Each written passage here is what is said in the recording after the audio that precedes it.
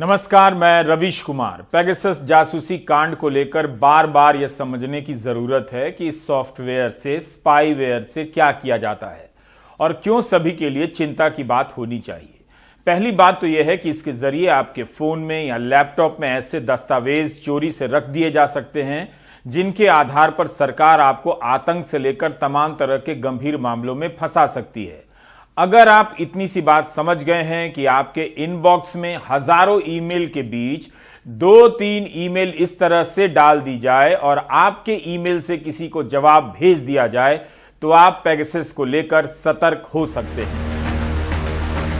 नहीं समझ आए तो इन खबरों को दोबारा से सर्च कर जरूर पढ़िए। अमेरिका के ही आर्सेनल लैब ने फोरेंसिक जांच के बाद बताया कि भीमा कोरेगांव केस के आरोपी रोना विल्सन, सुरेंद्र गाडलिंग, आनंद तेलतुंबडे, स्टैन स्वामी के कंप्यूटर को हैक किया गया, उसमें फर्जी दस्तावेज डाले गए और फिर इन सभी को भारत के खिलाफ साजिश करने के आरोप में गिरफ्तार कर लिया गया। स्टैन स्वामी की तो जेल में ही मौत हो गई। आर्सेनल ने बताया कि भीमा कोरेगांव की हिंसा के बाद रोना विल्सन के कंप्यूटर में 22 संदिग्ध दस्तावेज फाइलें डाल दी गईं। दुनिया भर में छपी पेगासस जासूसी कांड की खबरों में इन लोगों का भी नाम है और कहा गया है कि इनमें से कई लोगों के फोन की जासूसी की गई। क्या यह बात डराने वाली नहीं है कि आपके इनबॉक्स में कोई सॉफ्टवेयर के जरिए ईमेल भेज रहा है, पीडीएफ फाइल भेज रहा है, जवाब दे रहा है, ऐसी बातें लिख रहा है जो राष्ट्रीय सुरक्षा के हिसाब से खतरनाक हो, आपको पता भी ना हो और आप एक दिन जेल के भीतर डाल दिए जाएं। ऐसे सॉफ्टवेयर से यह बिल्कुल संभव है, क्योंकि पेगासस जासूसी स्पाईवेयर के जरिए आपके फोन से सब कुछ देखा जा सकता है। आपने फोन स्विच ऑफ कर दिया है तब भी इसका कैमरा ऑन किया जा सकता है और आपको देखा जा सकता है, सुना जा सकता है। यह काम पत्रकारों, विपक्ष के नेताओं और अन्य लोगों के फोन में सॉफ्टवेयर पहुंचाकर किया गया है। अगर यह साबित होता है कि अपने नागरिकों की जासूसी सरकार ने कराई तो यह शर्मनाक भी है। सिर्फ जानकारी ही नहीं, सरकार ने किसी को नहाते, सोते, खाते भी देखा होगा। अगर महंगाई के जिन सपोर्टरों को लगता है कि यह ठीक है, इसका बचाव किया जाना चाहिए, तो उन्हें बिना दरवाजे और पर्दे वाले घरों में रहना चाहिए। मुझे भरोसा है कि महंगाई के सपोर्टर उछल पड़ेंगे और कहेंगे कि हां, बिल्कुल ठीक है, राष्ट्रहित में कपड़े पहनने की कोई जरूरत नहीं है। वैसे भी वो कहानी पुरानी हो गई जिसमें केवल राजा ही नंगा हुआ करता था। महंगाई के सपोर्टर तो वैसे भी कपड़े पहनते हैं। हमारा मकसद यह बताना है कि पेगासस जासूसी कांड पुराने जमाने में होने वाली फोन टैपिंग की तरह नहीं है। वो भी गलत था, लेकिन इस सॉफ्टवेयर के जरिए न सिर्फ किसी को नहाते, खाते, सोते देखा जा सकता है, बल्कि उसके कंप्यूटर या फोन में खतरनाक दस्तावेज डालकर उसे आतंकी साबित किया जा सकता है। अगर इतना बेसिक क्लियर हो गया है तो आगे बढ़ता हूं। और इसके जरिए किसी भी फोन पर हमला किया जा सकता है। ध्यान रखिएगा, केवल आईफोन ही नहीं, किसी भी प्रकार के एंड्रॉयड फोन पर भी हमला किया जा सकता है। आईफोन बनाने वाली कंपनी एप्पल ने पेगासस सॉफ्टवेयर बनाने वाली इजराइल की कंपनी एनएसओ पर मुकदमा दायर किया है। एप्पल ने एनएसओ के इस सॉफ्टवेयर को खरीदने वाली सरकारों पर मुकदमा नहीं किया है, कंपनी पर किया है। एनएसओ पर मुकदमा करने वाली एप्पल पहली कंपनी नहीं है। 2019 में व्हाट्सएप ने भी इस कंपनी पर मुकदमा किया था, जब इसके कई उपभोक्ताओं के फोन की जासूसी की खबर मिली थी। तब व्हाट्सएप ने अपनी तरफ से भारत के भी कुछ उपभोक्ताओं को बताया था, यूजर को बताया था कि आपका फोन हैक हुआ है। इसे लेकर भारत में खूब हंगामा भी हुआ था। उस वक्त इंडियन एक्सप्रेस में लंबी खबरें छपी थी। और इस साल जुलाई में जब द वायर ने पेगासस जासूसी कांड की खबर छापी, तब भी व्हाट्सएप के प्रकरण को याद किया गया था। तब गूगल, माइक्रोसॉफ्ट और सिस्को ने व्हाट्सएप को सपोर्ट किया था, मगर एप्पल कंपनी चुप रह गई थी। पेगासस कांड के बाद भी एप्पल इस विवाद से दूरी बना रही थी, लेकिन उसके ग्राहकों का भरोसा हिल गया कि यह फोन भी सुरक्षित नहीं है। शायद यह वजह रही हो कि एप्पल ने अपना रुख अब जाकर बदला है और इजराइल की इस कंपनी पर मुकदमा किया है। एनएसओ के प्रवक्ता ने कहा है कि एनएसओ की टेक्नोलॉजी के जरिए दुनिया भर में हजारों लोगों की जानें भी बचाई गई हैं, पीडोफाइल और आतंकियों को पकड़ा गया है। आईफोन बनाने वाली कंपनी एप्पल ने कहा है कि वह संदेश देना चाहती है कि एक मुक्त समाज में, फ्री सोसाइटी में राज्य द्वारा, स्टेट द्वारा प्रायोजित ऐसे हथियारों के इस्तेमाल की अनुमति नहीं दी जा सकती। बताने की बिल्कुल जरूरत नहीं है कि पेगासस एक प्रकार से हथियार है और इसका इस्तेमाल देश के द्वारा ही किया जाता है। गार्डियन अखबार ने लिखा है कि आईफोन के आई मैसेज के जरिए इस सॉफ्टवेयर को फोन में घुसा दिया जाता है। पत्रकारों, मानवाधिकार कार्यकर्ताओं और नागरिक अधिकारों के लिए लड़ने वालों के फोन की जासूसी की गई इसके जरिए। टोरंटो स्थित सिटीजन लैब ने भी कहा है कि एनएसओ जैसी कंपनियां दुनिया भर में मानवाधिकार के उल्लंघन को बढ़ावा देती हैं और बदले में धन कमाती हैं। ये दावा तो करती हैं कि केवल सरकारों को बेचती हैं और इसका इस्तेमाल कानूनी रूप से होता है, लेकिन असलियत में तानाशाहों को अपनी सेवा मुहैया कराती हैं। आईफोन एक सुरक्षित फोन माना जाता है। पेगासस जासूसी कांड के बाद यह भ्रम टूट गया। इसके बाद आईफोन ने जासूसी रोकने का एक सॉफ्टवेयर भी जारी किया, लेकिन लगता है ग्राहकों में अब पहले जैसा विश्वास नहीं रहा। शायद इसीलिए कंपनी उस भरोसे को हासिल करने के लिए केवल मुकदमा ही नहीं बल्कि सॉफ्टवेयर के जरिए होने वाले सर्विलांस को पकड़ने के लिए जो लैब हैं और इसके खिलाफ अभियान चलाने वाले जो संगठन हैं, उन्हें यह कंपनी $10 मिलियन की आर्थिक सहायता भी देने जा रही है। हाल ही में अमेरिका ने इजराइल की एनओसी कंपनी पर प्रतिबंध लगा दिया। इस कारण इस कंपनी की रेटिंग भी काफी गिर गई। अब खबरें छप रही हैं कि प्रतिबंध लगाने से कंपनी दिवालिया हो सकती है, उसका कर्जा बढ़ सकता है। भारत सरकार ने ऐसा कुछ भी नहीं किया और ना ऐसा कुछ कहा। अमेरिका के वाणिज्य विभाग ने अपने बयान में कहा है कि इस तरह के टूल्स विदेशी सरकारों को अलग अलग देशों में दमन के लिए सक्षम बनाते हैं। तानाशाही सरकारें ऐसे टूल्स का इस्तेमाल खूब करती हैं। इसके जरिए अपने देश की सीमा के बाहर जाकर भी असहमति रखने वालों, पत्रकारों और कार्यकर्ताओं को चुप कराना आसान हो जाता है। इसका मतलब है कि पेगासस के खतरे को लेकर दुनिया की सरकारें अपनी तरफ से सतर्क हो रही हैं। केवल भारत सरकार का रुख साफ साफ नजर नहीं आता। क्यों? इजराइल में भी इस मामले की जांच हो रही है, जिसके नतीजे का इंतजार है। इस जुलाई में जब द वायर ने पेगासस कांड को लेकर खबर छापी तो कहा गया मॉनसून सत्र को नुकसान पहुंचाने के लिए किया गया है। ऐसी कहानी कृषि कानूनों को वापस लेने के बाद भी बनाई जा रही है इसी पैटर्न पर कि पंजाब में अशांति बढ़ रही थी, उसे रोकने के लिए कानून वापस लिया गया है। कहानी बना देने से कहानी नहीं बन जाती। आखिर भारत सरकार ने इस कांड के पर्दाफाश के बाद सक्रियता क्यों नहीं दिखाई? यह सवाल अभी तक अनुत्तरित है कि इसका सॉफ्टवेयर किसके कहने पर भारत में खरीदा गया और क्या सरकार ने खरीदा। राष्ट्रीय सुरक्षा के नाम पर अगर खरीदा भी गया तो पत्रकारों और विपक्ष के नेताओं के फोन की जासूसी किसने कराई और क्या पता लगाने के लिए कराई? सुप्रीम कोर्ट ने जस्टिस रविंद्रन की अध्यक्षता में कमेटी बनाई है। कोर्ट ने माना है कि अपने नागरिकों की जासूसी करना बेहद गंभीर बात है, लेकिन सरकार को ऐसा कुछ नहीं लगा। न सरकार ने इसे लेकर सतर्कता दिखाई। चीफ जस्टिस एनवी रमना ने फैसला सुनाते हुए लिखा कि भारत सरकार ने पेगासस को लेकर जो आरोप लगे हैं उनसे विशिष्ट रूप से, स्पेसिफिक रूप से इनकार नहीं किया। मतलब साफ साफ नहीं कहा कि आरोप सही हैं या गलत हैं। आखिर भारत सरकार ने इस पर साफ साफ क्यों नहीं कहा? संसद के दोनों सदनों में सरकार के जवाबों को आप हमेशा ध्यान में रखिए। यह समझना मुश्किल हो जाता है कि सरकार को दिक्कत किससे है। क्या इसलिए कि द वायर ने इसका पर्दाफाश किया, या दिक्कत है कि इस बार उन लोगों के नाम भी सामने आ गए जिनकी जासूसी हो रही थी? क्योंकि पेगासस से जासूसी हुई है इसकी जानकारी सरकार को तो थी। अब हम आपको नवंबर 2019 से लेकर अगस्त 2021 के बीच राज्यसभा और लोकसभा में सरकार के 5 जवाबों के बारे में बताना चाहते हैं। इन जवाबों में आप एक ही मंत्रालय के अलग अलग जवाब और दूसरे मंत्रालय के अलग जवाब देख सकते हैं। पहला जवाब है 21 नवंबर 2019 का, जिसे इलेक्ट्रॉनिक राज्य मंत्री संजय धोत्रे ने राज्यसभा में लिखित रूप में दिया था। सवाल पूछा गया था रवि प्रकाश वर्मा सांसद की तरफ से कि हाल में खबर आई थी कि व्हाट्सएप के जरिए भारतीयों की निजता का हनन हुआ है, क्या यह सही है? तो डिटेल दें। क्या व्हाट्सएप ग्रुप ने मई और सितंबर 2019 में इसे लेकर सरकार को अलर्ट किया था? अगर किया था तो जानकारी दीजिए। तब राज्य मंत्री अपने जवाब में कहते हैं कि सरकार को व्हाट्सएप द्वारा स्पाईवेयर नामक पेगासस के जरिए कुछ व्हाट्सएप मोबाइल प्रयोक्ताओं के उपकरणों को प्रभावित करने वाली सुभेद्यताओं के बारे में सूचित किया गया है।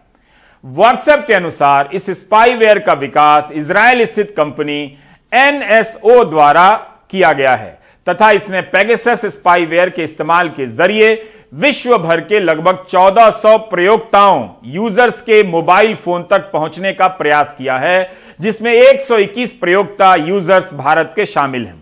नवंबर 2019 के जवाब में इलेक्ट्रॉनिक राज्य मंत्री कहते हैं कि व्हाट्सएप ने पहले मई 2019 को जानकारी दी है। मई में इस आधार पर सरकार की एक संस्था है the Indian computer emergency response team CERT इन बोलते हैं, इसने एक नोट बनाया था।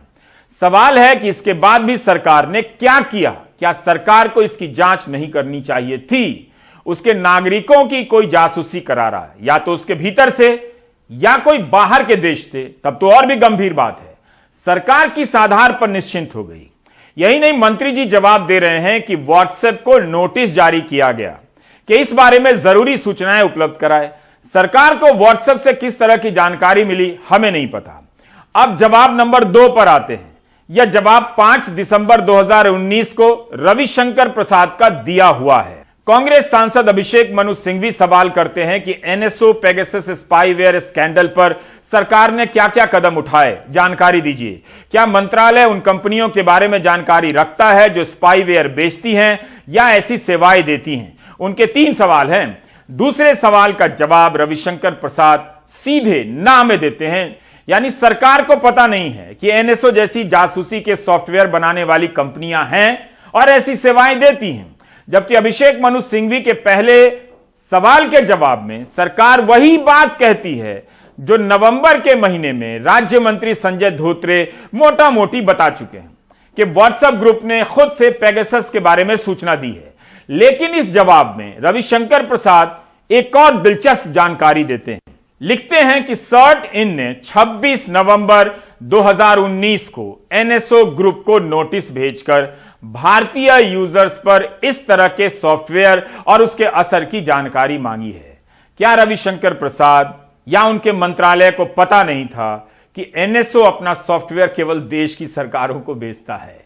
NSO यह जानकारी सार्वजनिक नहीं करता कि उसने सॉफ्टवेयर किसे बेचा। फिर इलेक्ट्रॉनिक मंत्रालय NSO को नोटिस भेजकर क्यों पूछ रहा था? NSO का जवाब क्या आया, इसके लिए कितना कोई रिसर्च करे, थक जाता हूं।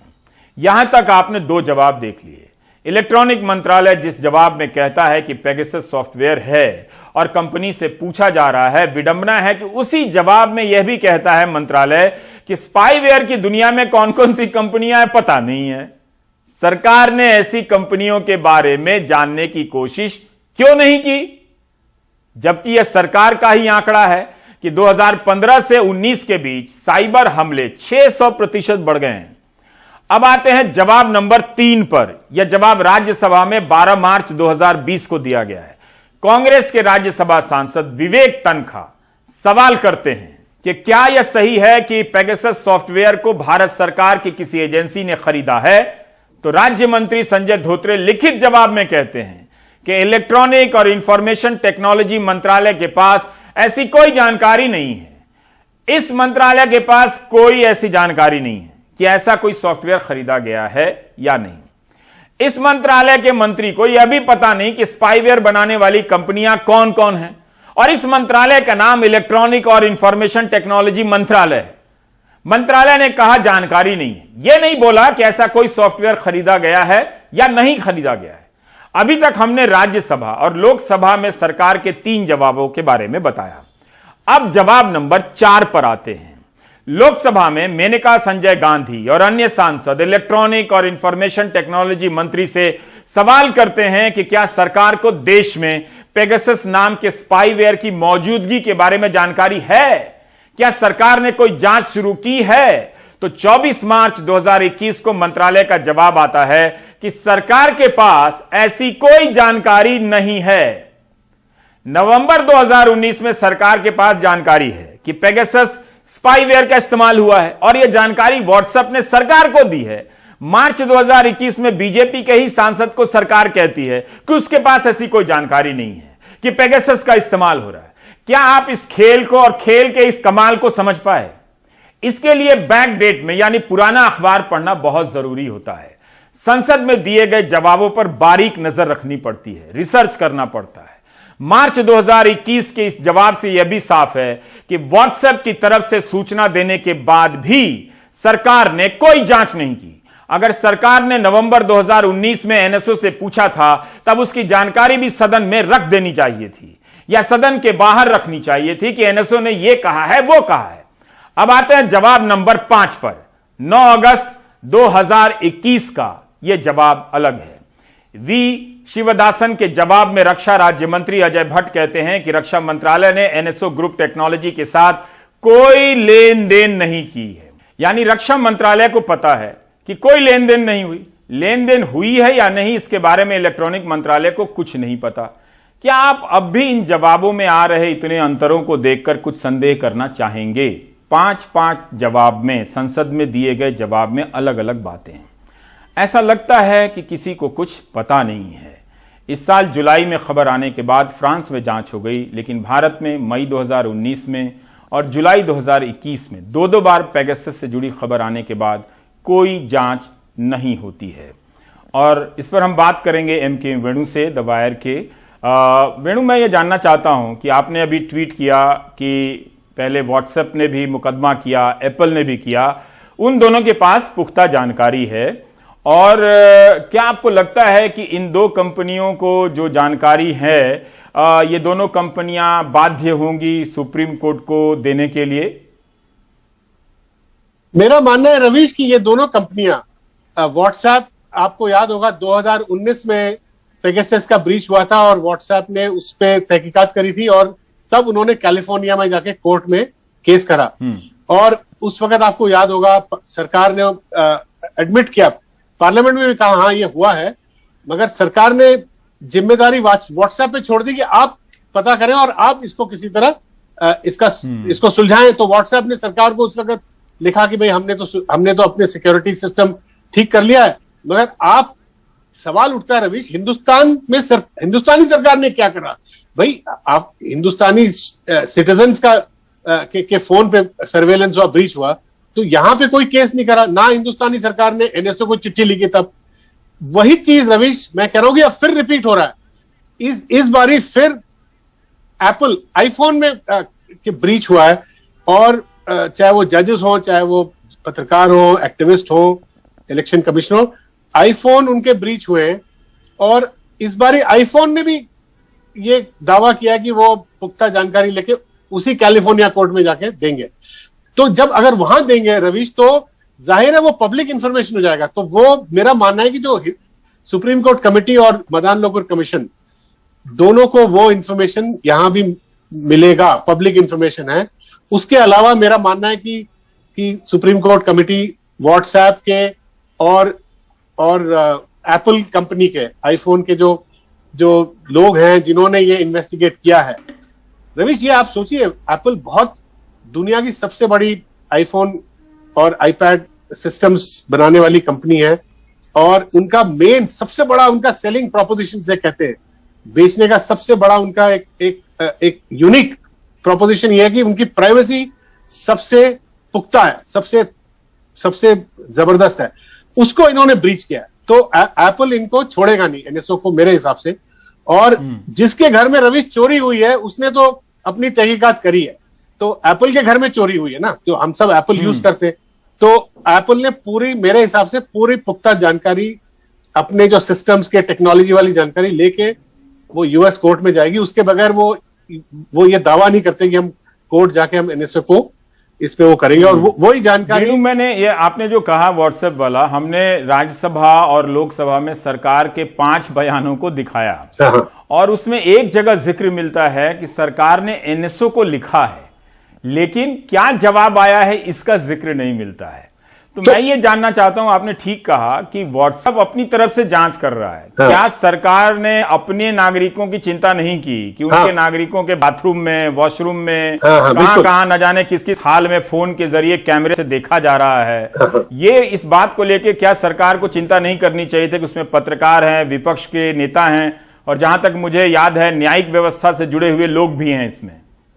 बिल्कुल रवीश, ये मुझे तो सबसे ज्यादा हैरानी है कि ये बड़ी बड़ी कंपनियां अपने कस्टमर को, भाई इनका दायित्व क्या है कि भाई इनके जो लाखों करोड़ों कस्टमर्स हैं दुनिया में, उनको ये प्रोटेक्ट करना चाहते हैं, क्योंकि भाई इनका तो बिजनेस है। वो कोर्ट जाके वो ये सारी चीजें कस्टमर के लिए वो कर रहे हैं। और हमारी जो सरकार है, जो नागरिक के लिए जो कॉन्स्टिट्यूशनल गारंटीज है, जो इतने खुले आम ब्रीच हो रहा है और सारी दुनिया उसको देख रही है, उस पर इनकी कोई प्रतिक्रिया नहीं है, कोई स्टेटमेंट नहीं है, कोई एनएसओ को चिट्ठी देकर उनसे जवाब नहीं। जबकि अमेरिका की सरकार ने भी पीछे एनएसओ को नेगेटिव लिस्ट में डाल दिया है, एंटिटीज, और उसी के चलते ये एप्पल ने भी उनके खिलाफ केस करा है। तो ये मोदी जी और इनके जो सरकार, इनकी कैबिनेट है, ये क्या कर रही है अभी तक तो मुझे समझ में नहीं आ रहा।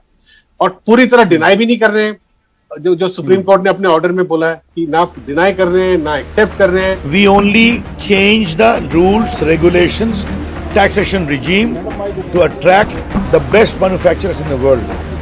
And I think the far-reaching decision which we have taken has also been heard by Apple. But as I said on the day of my meeting, Apple has started production in India in a very effective way.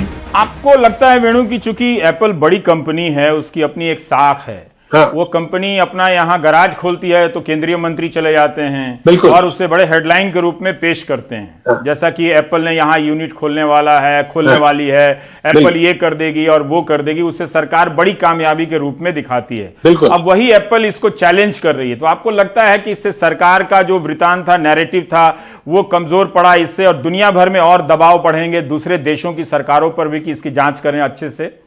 बिल्कुल रवीश, ये आपने जो कहा ये बहुत important बात है।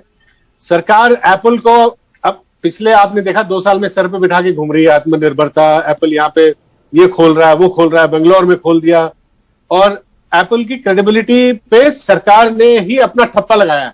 अब वही एप्पल कोर्ट में जाके बोल रही है कि अगर वो बोले कि भाई उनके फोन में बहुत ज्यादा ब्रीच हुआ है, हिंदुस्तान में भी हुआ है, तो ये सरकार के लिए बहुत ही एम्बैरेसिंग सिचुएशन है। इसमें और भी जवाबदेही बढ़ जाएगी, क्योंकि एप्पल को तो सरकार नकार नहीं सकती कि भाई ग्लोबल कंपनी है, क्रेडिबिलिटी है, सरकार ने खुद इनकी बड़ी तारीफ करी है। तो ये एक बहुत ही मतलब एक एम्बैरेसिंग सिचुएशन है, सरकार को एक कोने में फंसाने वाली बात होगी है। बहुत बहुत शुक्रिया वेणु हमसे बात करने के लिए। तो कुछ बातें निकल कर आई वो इस तरह से हैं कि जिस तरह से व्हाट्सएप का प्रकरण सामने आने पर सरकार ने एनएसओ कंपनी जो पेगासस सॉफ्टवेयर बनाती है उसे पत्र लिखा था। क्या जवाब आया ये हमें उसकी जानकारी नहीं है। क्या सरकार ने जब नाम सामने आए जुलाई में, जब वायर ने रिपोर्टिंग की, तो क्या उसके बाद एनएसओ को कोई पत्र लिखा? हमें इसकी कोई जानकारी नहीं है।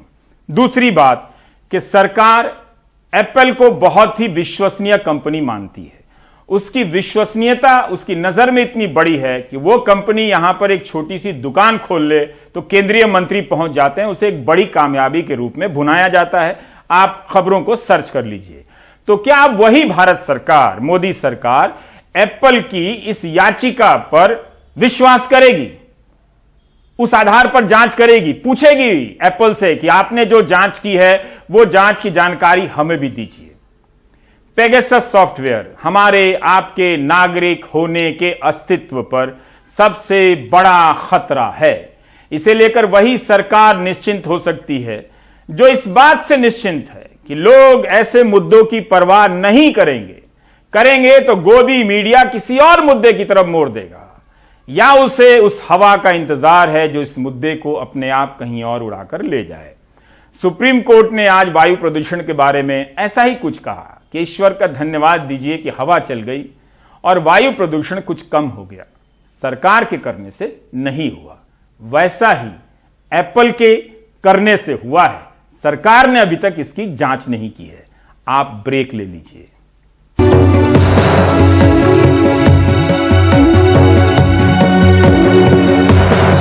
बेशक जलवायु परिवर्तन राजनीतिक मुद्दा नहीं है, लेकिन इसका मतलब यह नहीं कि जलवायु परिवर्तन वास्तविकता नहीं है। आंध्र प्रदेश के अनंतपुर इलाके में उत्तर पूर्वी मानसून का ऐसा कहर टूटा है कि आमतौर पर सूखा माने जाने वाला यह इलाका अभी तक यकीन नहीं कर पा रहा कि इतनी बारिश हुई है। उमा सुधीर वहां की बारिश को लेकर एक लंबी रिपोर्ट पेश कर रही हैं।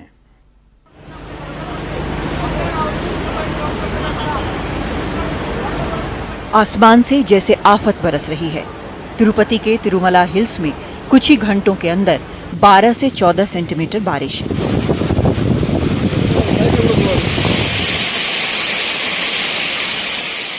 जनजीवन पूरी तरह अस्त व्यस्त हो गया। ये क्लाइमेट चेंज नहीं तो क्या है? कपिलेश्वर स्वामी मंदिर की ये तस्वीरें बता रही हैं कि किस तरह पूरा इलाका कुछ ही देर में पानी की लहरों में डूब गया।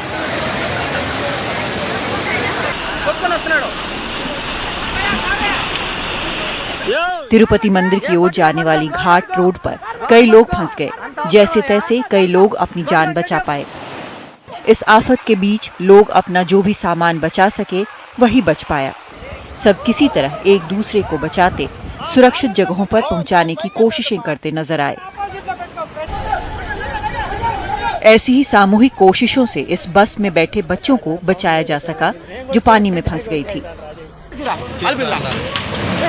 देवी पद्मावती के मंदिर वाले तिरुचनूर का ये घर बाढ़ के पानी की ताकत को झेल नहीं पाया। इससे आसपास दहशत और बढ़ गई। अधिकारियों का कहना है कि 12 से 14 सेंटीमीटर बारिश भी तिरुपति के लिए झेलना मुश्किल रहा, क्योंकि उससे पहले 10 दिन लगातार बारिश हो रही थी, जिसकी वजह से स्वर्णमुखी नदी और सारे जलाशय भर गए थे और मिट्टी की नमी भी बहुत ज्यादा हो गई थी। उसकी वजह से बाढ़ बहुत बड़ी हो गई। अनंतपुर जिले में बाढ़ में फंसे एक जेसीबी पर चढ़े 10 लोगों को बचाने के लिए हेलीकॉप्टर मंगवाना पड़ा। खास बात यह है कि अनंतपुर देश के सबसे सूखा प्रभावित जिलों में से एक है, लेकिन इस बार यहां आसमान बरसा तो भयानक बरसा। बारिश सामान्य से 179% ज्यादा हो गई। करीब के कडप्पा में भी 165% ज्यादा बारिश रिकॉर्ड की गई। ऊपर से अन्नामाया प्रोजेक्ट से अचानक छोड़े गए पानी में नेशनल हाईवे डूब गया। राज्य परिवहन की 3 बसों में बैठे कई लोग इस पानी में फंस गए। इन बसों में बैठे कम से कम 20 लोगों को बचाया ही नहीं जा सका।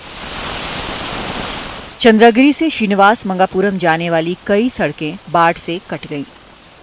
अधिकारियों का कहना है कि पिछले 140 बरस में पेन्नार नदी से नेल्लोर बराज में इतना सारा पानी कभी नहीं आया और इसी वजह से राष्ट्रीय राजमार्ग 16 टूट गया कोवूरू के पास। आंध्र प्रदेश में इस साल उत्तर पूर्वी मानसून ने कहर ढा दिया है। कुछ ही समय के अंदर सामान्य से 39% ज्यादा बारिश हुई है। मानसून की बारिश इतनी अप्रत्याशित और भयानक कैसे हो गई? दरअसल लोगों ने नदियों नालों पर निर्माण कर दिया है। पानी जाने के कुदरती रास्तों पर अतिक्रमण हो चुका है, लिहाजा आपदा आनी ही थी।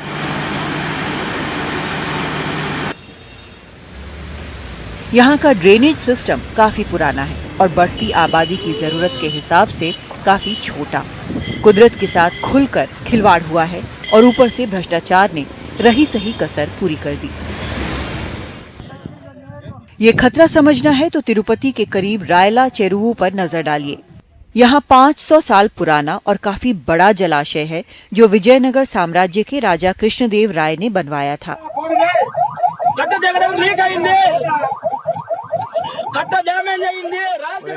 इस बांध से इस बार पानी का रिसाव शुरू हो गया, जिसकी वजह से रविवार को निचले इलाके के 18 गांवों को खाली कराना पड़ा, क्योंकि बांध के टूटने की आशंका बढ़ गई थी। हमें सावधान रहना होगा, क्योंकि इस जलाशय में पहले कभी इतना पानी नहीं आया। इसे इतने पानी के लिए नहीं बनाया गया था। खतरा अभी टला नहीं है। करीब 30,000 लोग अब भी अपने घरों गांव से दूर रह रहे हैं। इन हेलीकॉप्टरों से उन तक पानी और खाना पहुंचाया जा रहा है। तिरुपति शहर में जहां पानी अब उतर चुका है, वहां लोग धीरे धीरे अपने घरों को लौटने लगे हैं। अब उन्हें एहसास हो रहा है कि ये बरसात उनका कितना कुछ अपने साथ ले गई। चिंता ये है कि नवंबर महीने के बाकी दिनों में अभी और बारिश का पूर्वानुमान है। उमा सुधीर की रिपोर्ट, एनडीटीवी इंडिया। आप देख रहे थे प्राइम टाइम। नमस्कार।